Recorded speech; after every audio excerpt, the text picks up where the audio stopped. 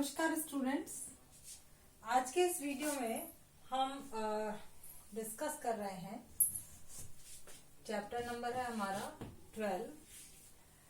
Monopoly में average और revenue curve की क्या कंडीशन होती है।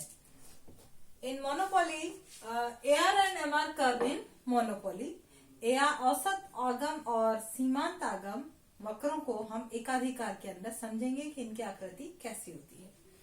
तो देखिए, इससे पहले कि मैं इन कर्व्स को आपको ड्रॉ करूं, पहले मैं आपको मोनोपोली की सिचुएशन बता देती हूँ, क्योंकि मोनोपोली क्या होता है, वापस से हम रिपीट करते हैं। एक अकेला विक्रेता होता है मार्केट के अंदर और इसका पूरे बाजार पर एकाधिकार होता है ना। कोई और दूसरी फर्म मार्केट के अंदर नहीं होती, यानी कि इसका कोई भी निकट स्थानापन्न, इसका कोई भी एक क्लोज सब्स्टिट्यूट नहीं होता मार्केट के अंदर। ये अकेला ही प्रोड्यूसर होता है, अकेला ही सेलर होता है। तो क्या होता है, ये अपनी कीमत जो चाहे मार्केट के अंदर उस कीमत पर ही अपना प्रोडक्ट सेल कर सकता है। अगर ये चाहे तो ये हाई प्राइस रेट पर और कम क्वांटिटी भी सेल करके प्रॉफिट गेन कर सकता है, और अगर ये चाहे तो लो प्राइस लेवल पर थोड़ी सी प्राइस अपनी कम करके ज्यादा क्वांटिटी भी सेल कर सकता है। ये इसी के ऊपर डिपेंड करता है। और क्या करना चाहिए इसको, ये हम इस एग्जाम्पल के थ्रू समझते हैं। ये मेरे पास एक एग्जाम्पल है, इसमें मैंने प्राइस ले रखी है कि एक मोनोपोली क्या कर रहा है कि 9 रुपीज पर अपनी कोई एक चीज वो सेल कर रहा है। तो 9 रुपीज पर वो कोई भी क्वांटिटी सेल नहीं करता। 8 रुपीज जैसे ही वो अपनी प्राइस को कम करता है, उसकी जो डिमांड है वो 1 हो जाती है। 7 पर 2, 6 पर 3, 5 पर 4, यानी जैसे जैसे वो अपनी प्राइस को लो डाउन करता जाता है, कम करता जाता है, वैसे वैसे वो अपनी ज्यादा क्वांटिटी बेच पाता है। ठीक है, लेकिन वो कभी भी उसके प्रॉफिट्स के अंदर कमी नहीं रहती। हमेशा उसके प्रॉफिट वो हमेशा एबनॉर्मल प्रॉफिट यानी कि असामान्य लाभ ही प्राप्त करता है। अब देखिए, इससे मैं आपको बताती हूँ उसकी टीआर पर क्या इफेक्ट आ रहा है। जब वो 9 रुपीज पर 0 क्वांटिटी सेल कर रहा है, दैट मीन्स कि उसकी गेनिंग कुछ भी नहीं है, ओनली 0 ही है ना। 8 रुपीज पर जब वो 1 क्वांटिटी सेल कर रहा है, 8 रुपए उसको मिल रहे हैं, 7 रुपए पर उसको मिल रहे हैं 14, और 6 रुपीज पर उसके आ रहे हैं 18, 5 पर आ रहे हैं उसके 20। कहने का मतलब है कि जैसे जैसे मोनोपोली अपनी प्राइस को डाउन करता जाता है, वैसे उसकी टीआर बढ़ती चली जाती है, उसकी अर्निंग बढ़ती चली जाती है ना। अब देखिए, एक टाइम पर ही अर्निंग बढ़ेगी ना, हमेशा बड़ी बढ़ेगी, क्योंकि वो अपनी उसको ज्यादा क्वांटिटी सेल करने के लिए उसको अपनी प्राइस को कम करना पड़ रहा है। तो एक टाइम के बाद में उसकी जो टीआर है वो भी कम होना स्टार्ट कर देगी। देखिए, 4 into 5 यहाँ पर आकर के उसकी टीआर इक्वल हो गई, इसमें कोई उसकी इंक्रीज नहीं हुई है। उसके बाद 3 रुपीज अगर वो कर देता है तो हो जाती है 18। अब देखिए, कम होने लग गई, then after 15 and then 18। Okay, तो टीआर एक टाइम तक वो इंक्रीज हो रही है, उसके बाद वो डिक्रीज होना स्टार्ट कर देती है। एआर को हम देख लेते हैं, एआर कैसे निकालेंगे। एआर है टीआर डिवाइडेड बाय क्यू ना, तो ये भी आपकी 0 ही होगी। देन 8, 7, 6, 5, 4, 3, 2 और 1। तो एआर आपकी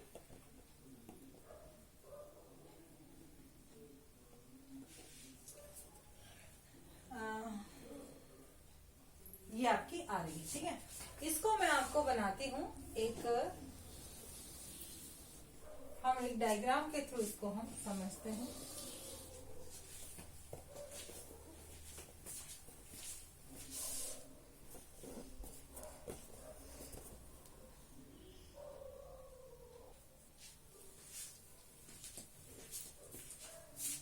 तो ये है हमारी एक्स एक्सेस और दिस इज वाई एक्सेस। ठीक है, हम क्या कर रहे हैं यहाँ पर कि एआर और एमआर कर्व को इस डायग्राम के थ्रू ड्रॉ करेंगे। देखिए, पी जो है वो हमारी क्या है, एआर है। पी को हम एआर भी बोलते हैं। तो ये हमारी हो गई एआर, और ये हमने जो निकाली है वो है एमआर। एमआर हम कैसे निकालेंगे, एमआर हमने निकाली है, एक मिनट, एमआर देखिए, मैं एक बार और आपको दोबारा बता देती हूँ कि टीआर में से कैसे, इसका फॉर्मूला क्या है, MR is equals to change in TR upon change in Q, है ना। तो ये क्या निकलेगी, ये तो फर्स्ट वाला डैश हो गया, देन 8 6 4 2 0, देन -2 -4 और -6, है ना। और यहां पर भी मैं इसको इधर नीचे भी ड्रॉ करूंगी, तो देखिए 1 2 3 4 5 6 7 8, हमारे पास क्वांटिटी कहाँ तक है, 8 तक है ना। मैंने 8 इसकी 1 2 3 4 5 6 7 8, ये आपकी क्या आ गई, क्वांटिटी आ गई यहाँ पे, है ना। और यहाँ पर हम प्राइस को शो करेंगे 1 2 3 4 5 6 7 8 9।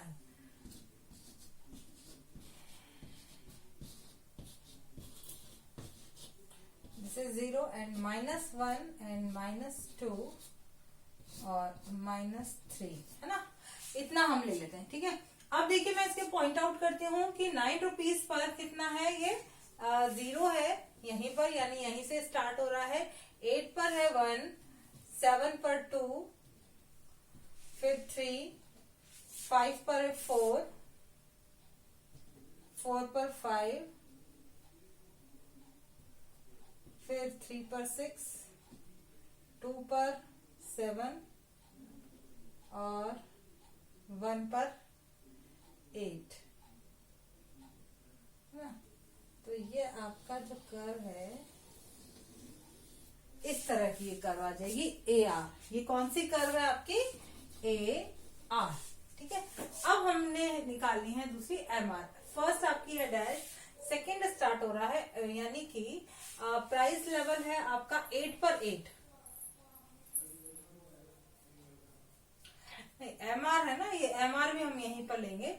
तो यहाँ पर देखिए इसको क्वांटिटी और ये, तो 0 पर तो कुछ भी नहीं है, 8 पर 1 जो क्वांटिटी है उस पर है 8, या 8 पर है 1, इसको ये यहाँ ये पॉइंट आ गया, 8 पर है 1 और 2 पर है 6, तो 2 रुपीज 2 क्वांटिटी पर आ रही है ये आपकी 6, ये यहाँ पॉइंट आ रहा है, देखिए ये यहाँ पर आ रहा है। 3 पर कितनी आ रही है, 4 आ रही है, 3 पर आ रही है 4, 4 पर है 2, 4 पर है ये 2 और 5 पर है 0 और 6 पर है -2। तो ये जो आपका डायग्राम आता है वो इस तरह का आता है, ये, ठीक है। यानी अब ये कौन सी कर्व आ गई आपकी, MR कर्व। ये है किसमें, मोनोपोली के अंदर AR और MR। ये तो अभी मैंने आपको बिना स्केल के डायग्राम बनाया है, अदरवाइज आप इसको फ्री हैंड भी बना सकते हैं। जरूरी नहीं है कि आप इसको इसी टेबल से ही बनाएं, आप फ्री हैंड भी बनाइए। फ्री हैंड आराम से आप इसको इस तरह से, ये AR कर्व आपने बनाई और इसी के सेंटर से, यहां से लेते हुए बिल्कुल इन दोनों का पोर्शन सेंटर से लेते हुए MR कर्व आप बना सकते हैं, कोई दिक्कत नहीं है, कोई मार्क्स नहीं कटेंगे, ओके। और इसके अंदर अब ये समझना जरूरी है, बेसिक कंसेप्ट की AR और MR की कैरेक्टरिस्टिक क्या होती है ये समझना जरूरी है। AR और MR दोनों ही डाउनवर्ड स्लोपिंग होती हैं, लेकिन MR की जो शेप है वो AR और इस जो वर्टिकल लाइन है आपकी, इन दोनों के सेंटर में होती है MR। जो ये आपकी ऊर्ध्वाधर रेखा है और AR रेखा है, इन दोनों रेखा के बीच में से निकलती है, बिल्कुल सेंटर से निकलती है MR। यहाँ पर थोड़ा सा मेरा स्केल में गड़बड़ी हो रही है, अदरवाइज ये बिल्कुल सेंटर से निकलती है, ठीक है। और यहाँ पर जब ये इसको कट करती है, देखिए इसको जब मैं ऊपर मिलाऊंगी, यहाँ पर AR को जब मैं टच करूंगी तो ये AR का बिल्कुल सेंटर पॉइंट आ जाएगा, जहां पर प्राइस इलास्टिसिटी 1 होती है। हमने डिमांड इलास्टिसिटी और डिमांड वाले चैप्टर के अंदर पढ़ा है कि जो आपकी डिमांड कर्व होती है, AR ऑल्सो डिमांड कर्व ना, तो ये जो आपकी डिमांड कर्व है, तो इसके अपर पार्ट्स के अंदर इलास्टिसिटी ऑफ प्राइस क्या होती है, इज ग्रेटर देन 1 होती है। सेंटर वाले पार्ट्स में क्या होती है, E इज इक्वल्स टू 1 होती है, और जो बिलो वाला पार्ट होता है यहाँ पर लेस देन 1 होती है, ओके, ये हमने पढ़ा है। तो सेंटर में जहां पर की इलास्टिसिटी 1 होती है, वहां पर MR इज गोज टू 0। इस पॉइंट पर MR 0 हो जाती है, दैट मीन्स कि जब तक AR कर्व, इसको भी मैं यहां पर आपको ऐसे ले लेती हूं, जब तक आपकी AR कर्व लोचदार होती है, इलास्टिक होती है, तब तक MR पॉजिटिव होती है। जब E इज इक्वल्स टू 1 हो जाती है तब MR 0 हो जाती है, और जब ये डाउन हो जाती है यानी कम होने लगती है, घटने लगती है AR, तब MR नेगेटिव हो जाती है। इसको हम टेबल के थ्रू भी समझ सकते हैं कि जब तक आपकी TR इंक्रीज होती जा रही है तब तक AR जो है वो तो पॉजिटिव ही है, MR भी पॉजिटिव है, और जब TR आपकी बढ़ना रुक जाती है तब ये 0 हो जाती है, और जब TR घटने लगती है तो MR आपकी नेगेटिव हो जाती है। इसको आप दोबारा समझ सकते हैं, AR और MR के बीच में क्या रिलेशनशिप है। नंबर 1 बात कि MR जो है वो AR और वर्टिकल लाइन के सेंटर से निकलती है। जब तक AR आपकी इलास्टिक होती है यानी लोचदार होती है, यहाँ पर देखिए मोर इलास्टिक है, तो जब तक ये इज ग्रेटर देन 1 होती है तब तक MR पॉजिटिव होती है। जब E इज इक्वल्स टू 1 हो जाती है, इलास्टिक हो जाती है ना, लोचदार हो जाती है, तब जाकर के उस पॉइंट पर आपकी जो MR है वो 0 हो जाती है, और जब ये कम इलास्टिक होती है, लेस इलास्टिक होती है, तब MR नेगेटिव हो जाती है। ये इसकी टेंडेंसी है AR और MR के बीच में relationship. Very most important question है, इस पर भी आपसे बोर्ड में क्वेश्चन पूछा जा सकता है कि discuss about AR MR curve in monopoly. Okay students, MR निकालने का फॉर्मूला आपको बता दिया है यहाँ पर ना, तो ये आपका है AR और MR कर्व मोनोपोली के अंदर। इसके अलावा हाँ, एक चीज और है इसके अंदर, जब हम मोनोपोली के अंदर जो प्राइस डिटर्मिनेशन पढ़ते हैं, कीमत का निर्धारण पढ़ते हैं, तो जैसे हमने परफेक्ट कंपटीशन में पढ़ा था, यहाँ पर भी वैसा ही है। 2 तरह के मेथड है मोनोपोली के अंदर, एक तो है TR और TC अप्रोच ना। TR और TC अप्रोच का मतलब क्या हो गया, कुल आगम और कुल लागत विधि, और दूसरी है इसके अंदर MR MC अप्रोच, MR और MC अप्रोच यानी सीमांत आगम और सीमांत लागत विधि। इसके अंदर भी लॉन्ग टर्म और शॉर्ट टर्म 2 टाइम होते हैं। शॉर्ट टर्म यानी अल्पकाल के अंदर जो मोनोपोली है, इसको भी वही 3 कंडीशंस होंगी। पहली कंडीशन क्या है, एबनॉर्मल प्रॉफिट या असामान्य लाभ, एबनॉर्मल प्रॉफिट होते हैं। और सेकंड कंडीशन इसके अंदर क्या है, नॉर्मल प्रॉफिट,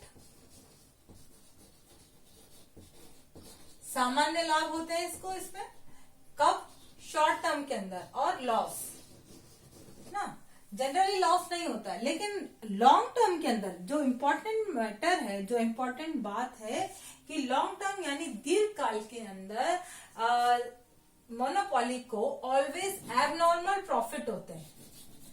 एबनॉर्मल प्रॉफिट का मतलब क्या हो गया कि असामान्य लाभ सामान्य प्रॉफिट से भी ज्यादा की इसकी स्थिति होती ऑलवेज। जैसे और मार्केट के अंदर तो क्या होता है, अलग अलग कंडीशन आती है, लेकिन मोनोपोली को हमेशा एबनॉर्मल प्रॉफिट ही लॉन्ग टर्म में मिलते हैं। इसी के साथ हमारा ये टॉपिक फिनिश होता है। Thank you and have a nice day.